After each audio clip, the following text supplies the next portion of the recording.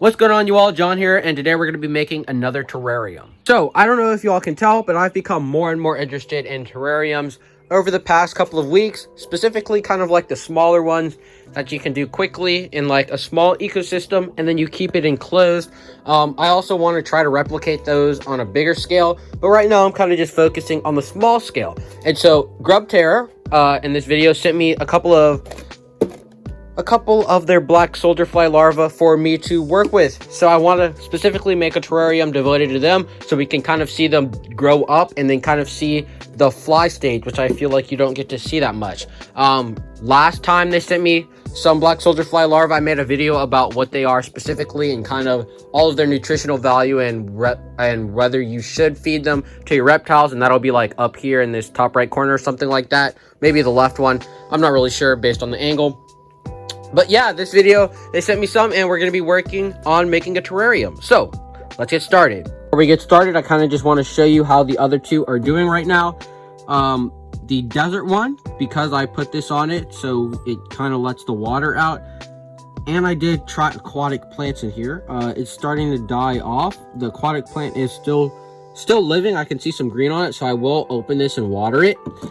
The sealed one, the completely sealed one, is doing good. The moss is kind of starting to die back now that it's winter, but you can still see some of that growth in it. And so those are the only other two that I have currently up. There's another one somewhere, but I can't remember where it's at. Yeah, now that we're done with that, why don't we actually get started? I'm not going to do this like a step-by-step video. I'm kind of just going to show you as I work along with what I'm doing, unlike the other two. So we're going to go ahead and put a little large rock in there, kind of as a base, and then some sand around it as a false bottom. Go, quick and easy false bottom. Next, we're going to put some paper towel in here, kind of to act as a separator, although that is quite large. After that, some rocks to add some weight. And there we go, some rocks for weight. Kind of looking good now. Kind of starting to see it to get together. And now some soil. So I'm going to be using a couple different soils.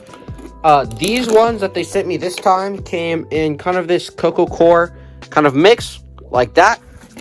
Those ones are cocooning because I left them in there to start cocooning. So when we put them in there, we're not going to have to wait a super long time for them to begin to hatch.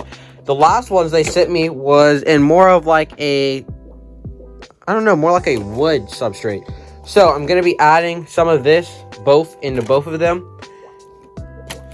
I just want to show you some of them. Not all of them have begun pupating yet, but most of them have, which is good. So we kind of have it finished now. You can kind of see those layers as well as some of the larvae.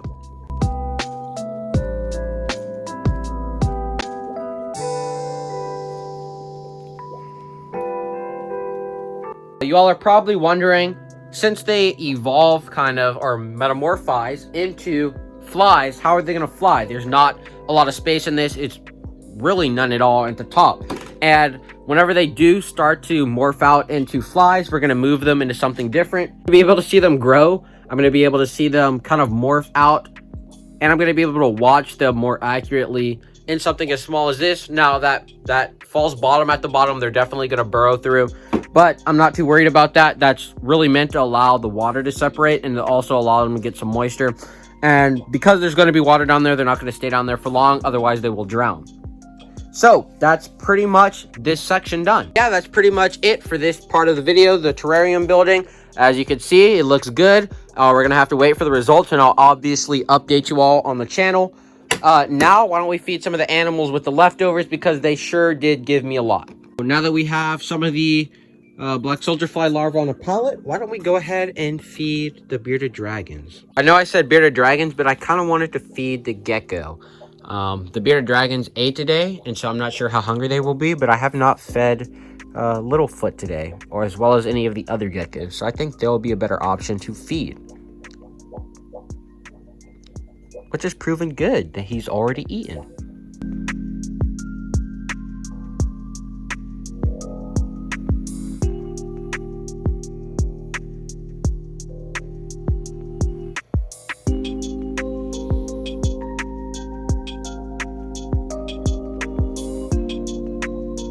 So yeah, besides feeding smaller animals like the little gecko, you're also able to feed larger ones like the bearded dragon I was talking about. You could also feed Sudan plated lizards. Both of these guys will eat the black soldier fly larva.